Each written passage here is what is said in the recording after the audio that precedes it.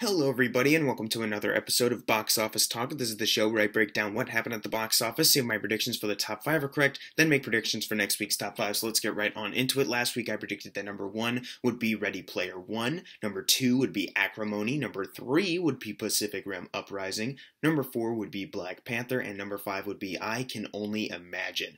And I got 2 out of 5 of my predictions right this weekend, which is better than the 1 out of 5 that I got last weekend, but one movie in particular surprised me as far as how much of a drop it had. So let's go over what actually happened this weekend at the box office. Number 1 was Ready Player One, making $41 million for the weekend, but since this movie opened up on Thursday, that adds to a domestic total of $53 million over the, I guess, 4 days it's been out. And that's a pretty good start for this movie, because on the worldwide chart it is already at $181 million.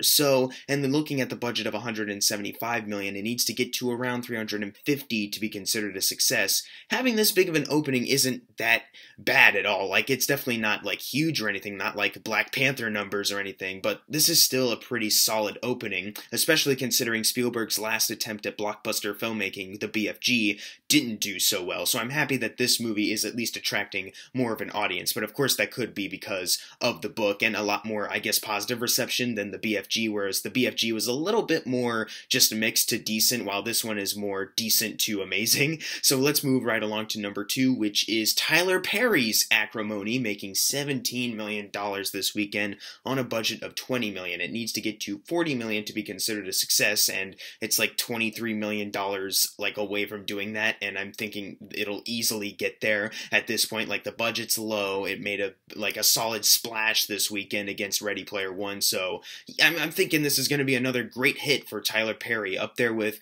the Boo Madea Halloween movies. You remember those where they cost like $25 million or something, and they made like so much more money? Do you remember that? Moving on to number 3, we have Black Panther, still holding on very strong, making $11 million this weekend, adding to a domestic total of $650 million. Now, domestically, it is $2 million away from surpassing Jurassic World on the all-time domestic chart, and it's also $9 million away from topping Titanic. Frickin' Titanic domestically, which is very impressive for this movie. It is continuing to just kill it. I'm not sure if it's going to be able to surpass the 700 whatever million that Avatar made, and it's definitely not going to get close to The Force Awakens, but it's definitely going to be sitting at the number 3 spot on the all-time domestic chart, which is fantastic. Not only that, but worldwide it is sitting at $1.273 billion, which is just amazing in and of itself. Moving on to number 4, we have I Can Only Imagine, making $10 million.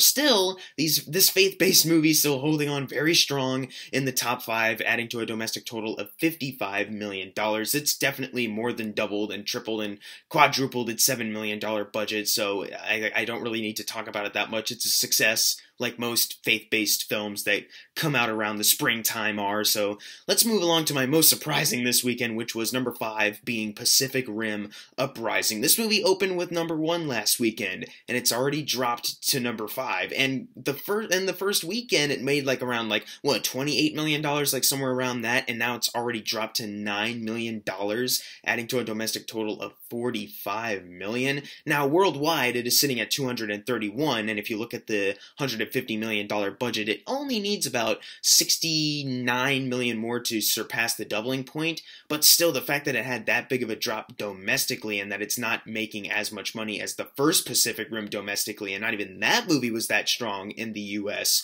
that's gotta be a huge disappointment for the studio. But if you've seen my review, I'm sure you can tell that I'm pretty happy with this, even though worldwide it's frickin' killing it, of course. Moving on to number 6, which is not killing it anywhere, Sherlock Gnomes, making $7 million, adding to a domestic total of $22 million, and on the worldwide chart, it is only sitting at $30 million. And of course, when you look at that budget, it may be lower than most animated films, but it still needs to get to about $118 million to be considered a success. success when you double that initial production budget, and this movie's just not close to that. Even the worldwide total can't bump this film up enough, which I guess was kind of expected because it is a long-awaited sequel to a film that not really most people cared about, and of course they released like the worst marketing ever for this movie, so it was just kind of expected. Moving on to number 7, which is the same number 7 as last weekend, surprisingly, Love, Simon, making $4.8 million, adding to a domestic total of $32 million. So if you look at the $17 million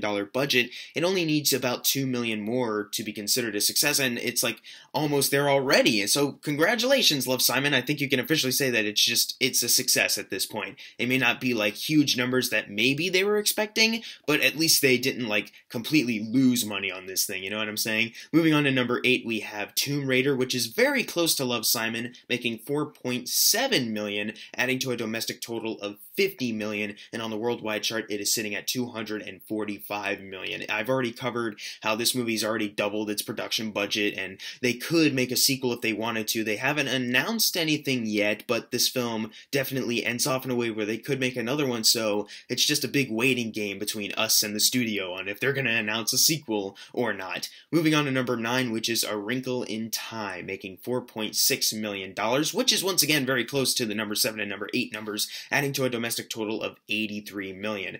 Now, worldwide, it was finally able to surpass the $100 million production budget. It is sitting at $104, but you need to double that production budget in order to be considered a success, and if you look at it through that way, it's still needing $96 million more dollars, and the fact that it's already at number 9 and it just now got past its initial production budget, not good. Like, I don't know if it's going to release anywhere else, like foreign-wise, but I doubt that it'll be able to bump it up like this film really needs, which is a bummer, but hey, Disney needs a flop every now and then. Every now and then you need another John Carter or a Lone Ranger to come out to prove that Disney isn't entirely invincible. And finally, number 10, we have Paul, Apostle of Christ, making $3 million, adding to a domestic total of $11 million. It was able to double its $5 million budget and make $1 million over.